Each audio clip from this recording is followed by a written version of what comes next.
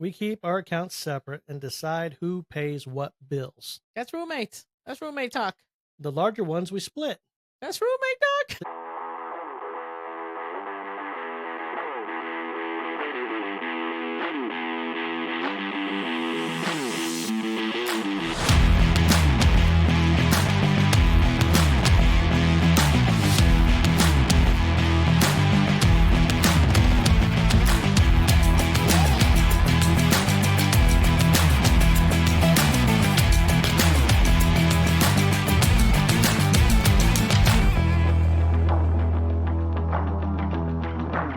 Hello, everyone, and welcome back to the podcast. You're back here with Brent and Lucy, and we're so happy that you have decided to check in with us today. Remember, like, share, subscribe on the podcast. We're so happy that you're coming alongside with us and being part of the Covenant Army marriage. Yes, don't forget to comment. Comment back. Let us know if there are topics within marriage that you'd like for us to discuss here on the podcast. We'd love to do that. So, babe, it's a new week. We just came out after the election, and guess what? We're all still alive. We've made it. We have survived the election turmoil that's been going on for about 6 months now. Well, I guess survived is subjective. What do you mean? Based on some people. Some people are like literally like their whole world is coming to an end. And it's sad. It's sad to see that people have taken it to certain extremes. Mm-hmm. But hey, I guess you just need some time. Yeah, I mean, of course, you need time if your candidate didn't win the White House. I mean, I can understand why that would be shocking, disturbing, or however you want to put it. So you said if your candidate didn't win the White House, was that like the big prize? I think so. Well, I mean, because we're talking about the presidency, yes, right? So, I mean, it's the White House because there's a lot of elections going on all across the United States in this season. So that's the big one. I mean, obviously, there's been other things going on, and it's not a political podcast. So we're not going to get into that. But it's just interesting to see how some people have taken the news. Mm-hmm. And I think it's the first time, I guess, since I've been alive that I've seen this kind of response from people in an election. 100%. What I think was I have to say, what I believe was a big factor, right, is and was the economy, dealing with people's monies and people's finances. Yeah. Money is a big thing for people, as we know. Yes. And what's the Bible say? The love of money is the root of all kinds of evil. Yep. So I think that's definitely one of the things that's been on a lot of people's hearts and minds. And I think that was a big factor in who people chose to vote for. Not the only factor, but definitely a big one. And that's a big factor if you can't buy groceries and you're going into debt every month. Every time survive. Every time I pick up a dozen eggs, I go into debt. Number one, they're hard to find right now for some reason. I don't know if the chickens went on strike after the election or what's happening. I think the chickens candidate. I don't know if they weren't on the same page, but they for some reasons, I guess, stopped laying eggs. I don't know. I don't know anybody who goes to the grocery store cannot say, man, we're in a different position we were, not too long ago. Because eggs, that's how I gauge everything. I don't need to look at the stock market. I go to the grocery store and see what the price of eggs is today. Because that baby's like up and down like the stock market. And, that's what I'm betting. When it's up, I'm out. We're not having eggs today. We may not even have chicken. I don't know. Well, I'm happy that my parents have some chickens that lay eggs because they supply us with some eggs when they're running short everywhere else. So that's good. It's a definite gift. Even though I do think that sometimes those chickens also go on strike at the same time. Hey, man, it could be a conspiracy. Who knows, right? The chicken conspiracy. The point was, in today's podcast, I want to talk about an issue that is a big issue in a lot of marriages, or that definitely a big topic, I think, for every married couple out there. Money and finances, right? Would you agree? Yeah. We've definitely had conversations on the podcast about money and marriage, but I do agree that it's, for whatever reason, it is one of those hot topics. Well, it's a hot topic even in our own house when we talk about money and finances. It's definitely, when it comes time, it has to be an act of Congress to get things to go through in our house. If we're going to come into agreement on what we're going to be budgeting for or what we're going to be purchasing. It's definitely not an executive order. We have to come together and have a meeting. In this economy, yes, we definitely do have to come together and make sure that we're in agreement. 100%. So what made me want to do this topic this morning? I know this is one that I brought to you. So hopefully it's a good conversation. Mhm. dealing about money. I was looking through social media today, and I landed on Dave Ramsey. I don't know Mhm. if you know Dave Ramsey. I Of know course, you know who he of is. course, you know him. Talking about the people out there, Okay. guys. If you don't know who Dave Ramsey is, how would you describe Dave He's Ramsey? an awesome financial resource for you to get a hold of. He's got plenty of things to help you get on track with your money, Mhm. and basically not be serving your money, but let your money serve your needs. And Yeah, he definitely has a lot of different resources to help couples, I mean, singles and couples, but to get on the same page when it comes to your money and Mhm. budgeting and yeah. finances. He's got books. He's got a podcast. He's got a radio show out there. It's very entertaining to listen to and very educational. Like you can learn a lot about finances. I know for myself, and growing up, I wasn't taught a lot about finances. I, Right. I learned about finances the hard way. I think if somebody says, like, who would you go to when it comes to finances to learn about finances? He's the first person that comes to mind. Definitely for me, because also he's a Christian, he's a believer, and he Right. takes a lot of those biblical principles that that's how he shares it through. Yeah. So great resource, Dave Ramsey. So we just call him the financial expert. Okay, let's call him an expert. I I'll think he's work an with that. expert. So I was looking at his social media page and I read a post, and I want to read the entire post because it caught my attention. I'm like, okay, that's something we can have a discussion about. How long is this post? Oh, it's about 4 days. Oh, great. I'm Let me joking. let me grab a pillow. Wow, you said I'm going to put you to sleep? Oh, this is good. You might want to pay attention to this one. But it great. Hold on. Why do I have to pay attention to this one? Is there something that we need to discuss? Well, let's see. All right, so this is the post. It says married couples need to budget their money together.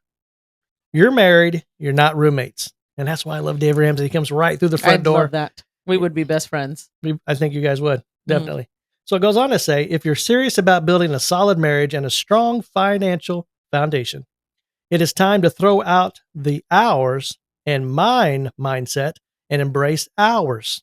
Here's the truth marriage is about unity, and that includes your finances. Keeping separate accounts causes financial secrets and division. When you combine your income, goals, and expenses, you're building trust, teamwork, and accountability, essential for a successful marriage.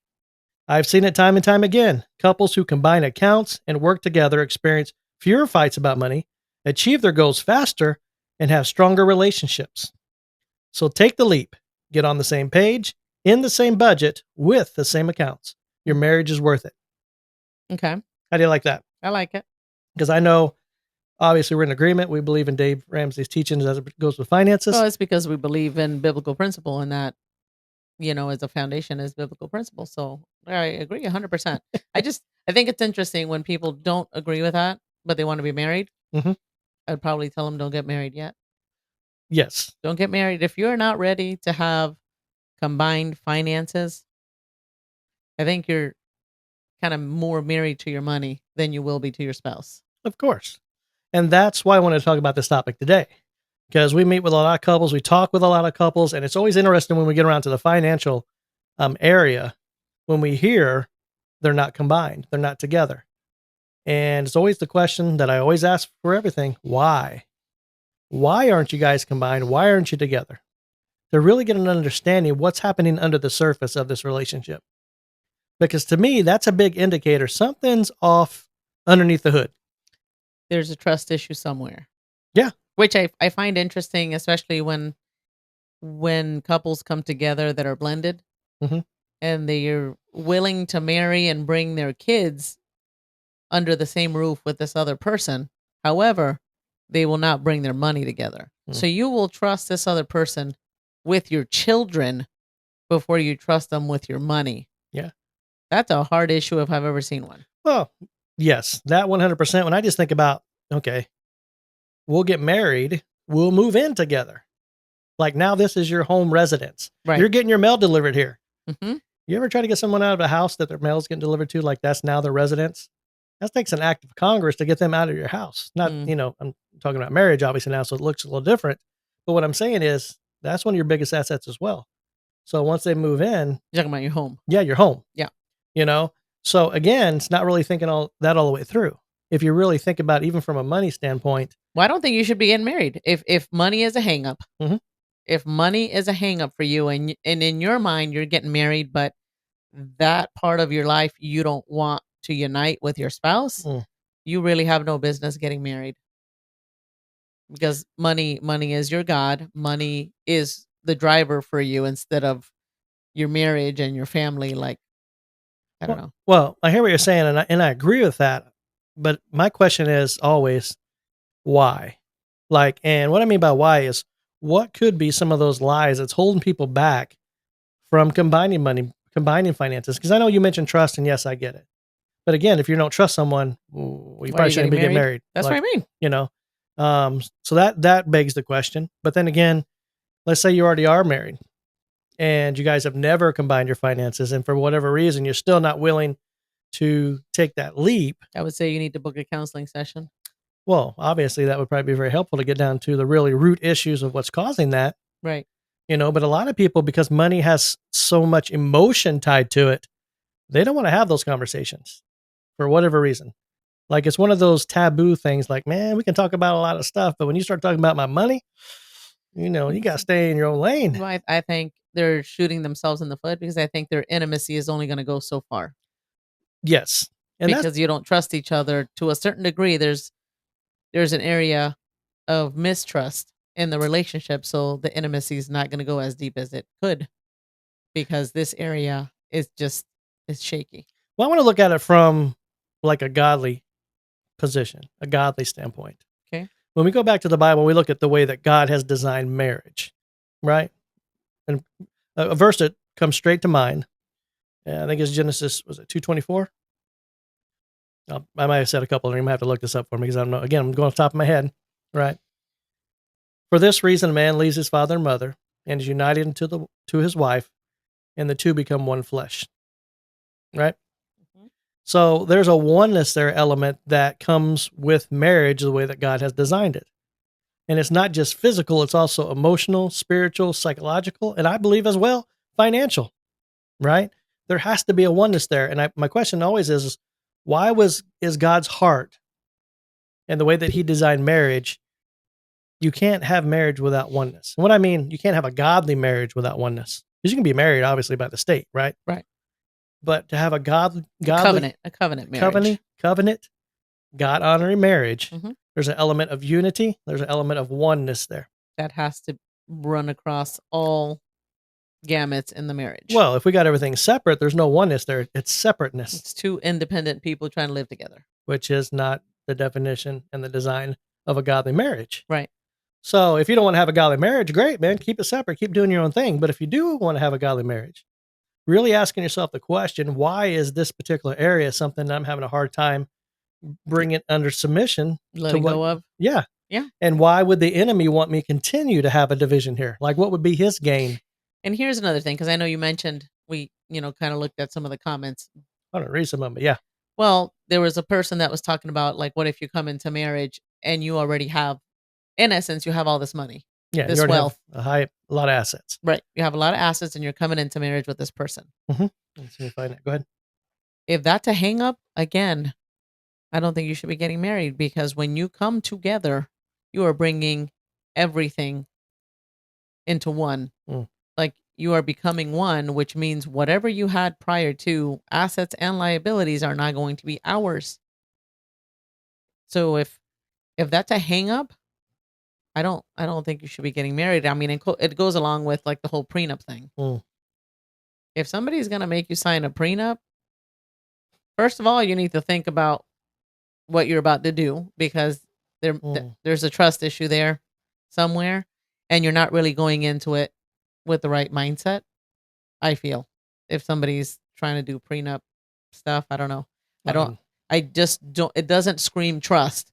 It doesn't scream everything that I have is yours. Oh, it's screaming something. It's not that. It's definitely not covenant by any means. Because that just means I want to protect my money more than I want to protect my marriage. To me, that's what it. Well, you're already going in with some kind of a doubt, some kind of back door, some kind of escape hatch. Right. If this thing doesn't work, then I always got a safe out here.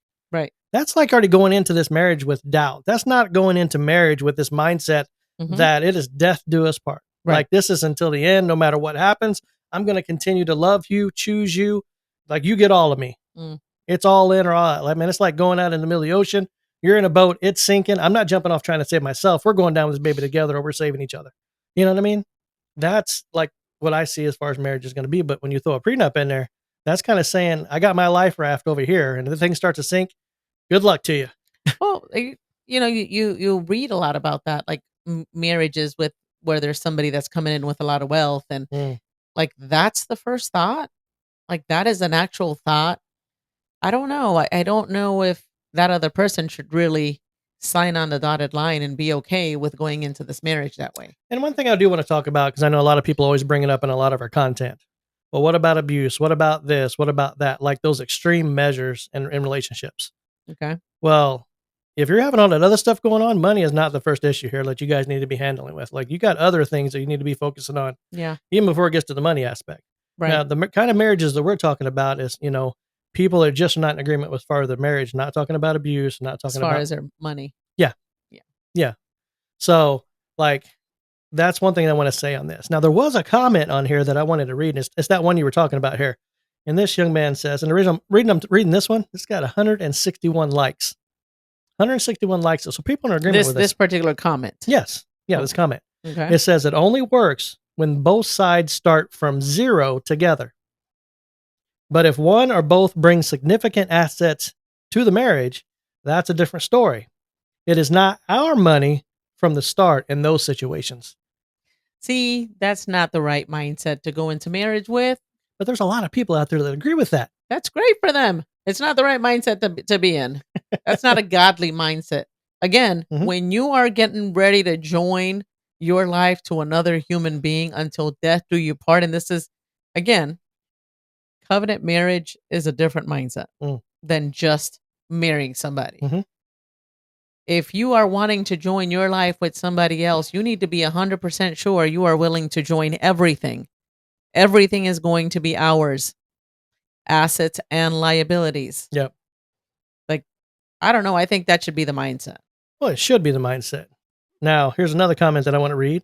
And this lady says, we keep our accounts separate and decide who pays what bills. That's roommates. That's roommate talk. The larger ones we split. That's roommate talk. Financial secrets, etc., have never been an issue. We tried combining accounts, and it was just a huge frustration. Now, think about this. If you got a marriage and everything else is good in all your other areas, and I'm just kind of blanking it in this, but as far as finances, we tried that. It just didn't work out. Like, what's going on underneath the surface that particular thing that you guys cannot get on the same page? Like, that particular thing is going to hold you guys up to rob you from that element of intimacy and oneness that God wants for your marriage. Well, I think those folks, again, need to book a session for counseling to find out what is hanging you up. Well, yes. But like this person here, things are great. It's working for them. So how would you encourage them, or why would they want to change it if they feel it's working out? What would be the benefit? I don't know if I could 100% believe that everything is working out great. I think I'm in agreement with you. I really don't. I mean, they might sell it that way and they might sell it well. Well, what could they could be missing something. But there's an element somewhere that is being missed. Mm-hmm. They won't get to experience 100% full intimacy in that relationship because that's kind of still functioning as two independent individuals in a relationship that's meant for you to be interdependent. So that mindset hasn't shifted in that area, and I think that's leaving an open door for issues in the future. Well, one thing I want to bring and talk about, and we're not going to mention any names, but we're meeting with a couple, and they have separate accounts, and they do very similar to what this young lady's saying here. And on the on site or on front of it, the front time we first started meeting with them, they said, this wasn't an area in the relationship. They were doing good in this area. But as we began to unpack things and things came to the surface and we finally got back into the financial point. It is a huge issue in the relationship. It's a ginormous issue that was just buried under all this other stuff. Right. And this particular area they didn't want to touch. And it was exactly that because, we split stuff and it's fine. Yeah. But it really wasn't fine. Because it wasn't fine, because they have separate accounts. They both work. One makes substantially more money than the other person, but they're splitting the bills evenly. And the one that's not making as much is feeling some strain when it comes to paying the bills, but they still feel the responsibility. They're still doing it. But the problem comes in Now, okay, now we want to do something together, like we want to go out on a date, we want to go on a trip. And this other person that's not making as much money, they're shutting it down. Nope, Right. I don't want to go. Don't need to happen. And they're not really saying So why. there's an insecurity that is created in the relationship, in the marriage, Mhm. because of money. I mean, ultimately, Well, what I'm getting at is that they're robbing themselves of being able to have these experiences and do these great things because at the core of it, there's no oneness. it's not our money. It's not our money. So the person that doesn't make as much or feel like they can contribute as much is kind of pulling it back in a lot of these situations, Feeling a certain type of way. trying Yeah. to do the right thing, trying to stay in within their budget. Yeah. But at the same time, because they feel a little insecure, they're not trying to overextend themselves by doing the extras. And the other person that has the extra is getting really frustrated because they feel like they're always dragging the other person to do these kind of things, Well, or they're not doing them at all.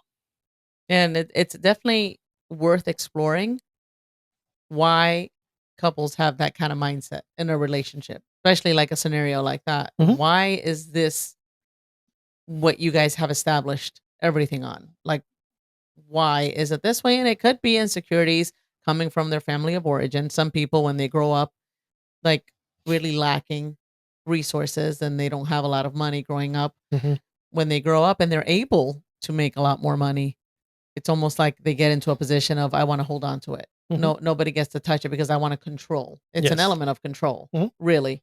Um, but as we know, whatever area you're trying to control is also robbing you of something awesome that you can have in the relationship. Yep. So not good. Not good to be two independent individuals in the area of finances in your Mm. marriage. It's not. There will always be an opportunity for issues in that area. Well, there will. And, as you keep saying, like that roommate, do people really want to get married and still be a roommate to your spouse? Like, really think about it. I mean, I would hope not. I would hope that's the reason why they're getting married, right? Because we don't want to be roommates anymore. Like, we want this level of commitment in our relationship Mm. that everything is ours. And really, you're robbing from yourself if, like, somebody's making more than the other. Like, you're wealthier when you put them together. Well, that's one of the things that Dave Ramsey said in his post. Like, you together, when you're working together, using your finances together, being on a budget, and then attacking your goals together, Mhm. you will be more successful and you will achieve your goals quicker. Right. I mean, that's just like common sense, though, if you think about it, right? Like with anything, like say Yeah, then you we're on a team and we're both playing on the same play out of the same playbook, and we're functioning together as a unit, we're stronger, we're better. Like it makes me think of that biblical scripture, like two are better than one. Mhm. And it's kind of that same mindset as it pertains to finances. So I believe this is one of the areas that the enemy again can do a great job of keeping us separate, where we don't bring things together because he knows we're not going to be as successful. We're going to get angry. We're going to get frustrated, and it's going to halt the maturity that God wants to grow us The through oneness. in bringing that oneness together in the Mhm. area of finances. Yeah. I mean, think about it.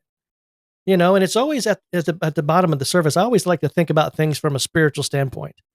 What would the enemy gain by keeping a couple separate and divided in their finances? Like if we're here to extend the kingdom of God, think about this. As a married couple, we're meant to here to be the image of God, Christ bearers, Mhm. Christ in his church. Here, be in the Christ light. image bearers. Yes, Yes. Christ in the church, Mhm. image bearers. Like we're here to be a light, to Right. shine in this world, to be different, to look different. Well, if we keep everything separated and it's all me, that's not different than what a lot of people are doing. Right. Again, if I look at some of these posts, there's a lot of people out there that are in agreement, like, yeah, I've been through relationships before, it didn't go good, I'll never do that again. That's common. That's what a lot of people say. That's what a lot of people think. You don't need to be married. But to be different, to do things God's way, mean you're going to be set apart. You're going to do things that sometimes people are going to be like, I don't agree with that. Doesn't make sense. Okay, great.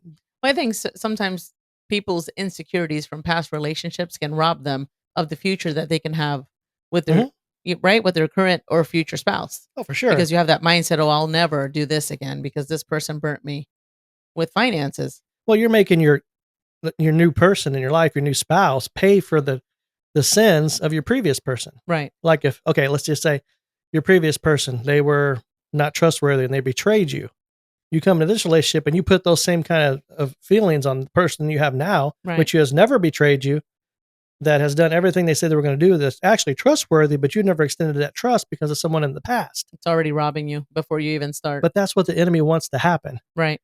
You know, he wants you to keep living in the past. He doesn't want you to look toward the future with hope and belief, like God can do something different now, that Right. like if God's in your life, you are not the same person you were before. And that's really ultimately, right? The point here is your trust shouldn't be in your money. Mm-mm. It should be in God. Yes. Trusting God with what he wants to do with your combined finances. Like, why is God bringing you specific people, you two specific people together into this marriage? Like, God already knows how much you make and the other person makes. Like, God knows that. Yeah. It's when you try to control that in a way that is unbiblical, that's not going to work out for you. It's just not. Well, this is a topic that ties into this, but we can't go deep into this. It makes me think of tithing as well. When it comes to tithing and you have a couple that's not on, think about this, they're not on the same page.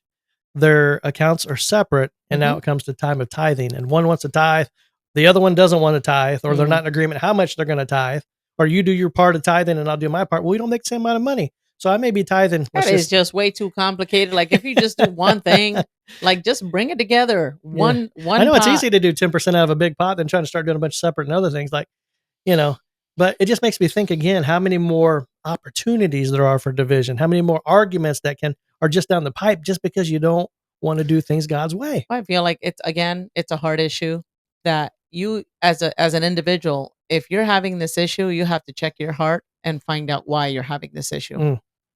Well, I think before we wrap, we should, just talk about some core things about finances and marriage. Number one, God owns it all. Yes. I think that's one of the biggest things that we learned very early in our marriage that began to start to give us a different perspective as it goes to money and finances. Right. God owns it all. So if God owns it all, guess what? He gets to tell us how to use our money. Yes. He gets to set the standard on what it pertains to our money, because we're just managing it for him. Right. And if we want to do things our way and not God's way, that means he's not Lord of our life in the area of finances. And I don't know about you, but that's not where I want to be. Right.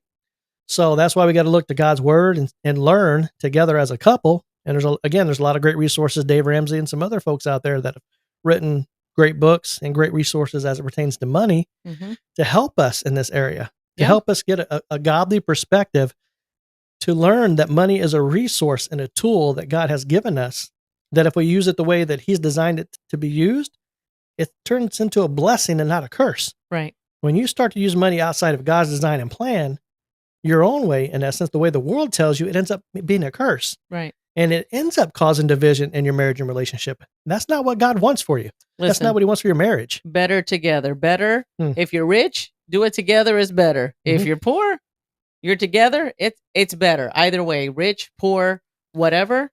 As long as you're doing it together, like, you can survive anything if you have that oneness in your relationship. Yeah. Right? If you have poor times, which you will, you have rich time, which you will. Yeah.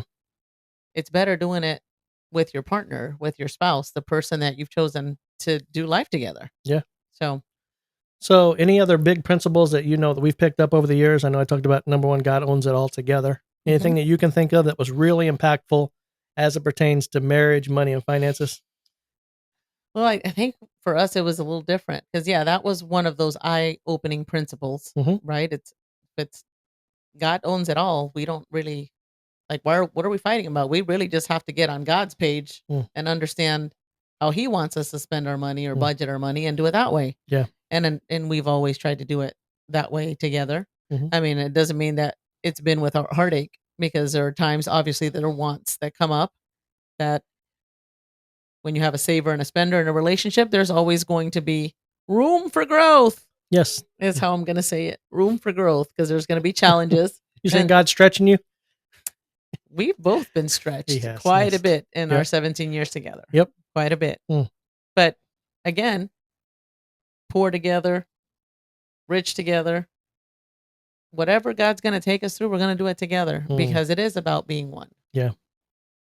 And I feel like if you're not ready for that level of commitment, for those of you that are not yet married and are considering it, you might want to have some more coming to Jesus conversations before you step into marriage, because it should be a oneness all the way through.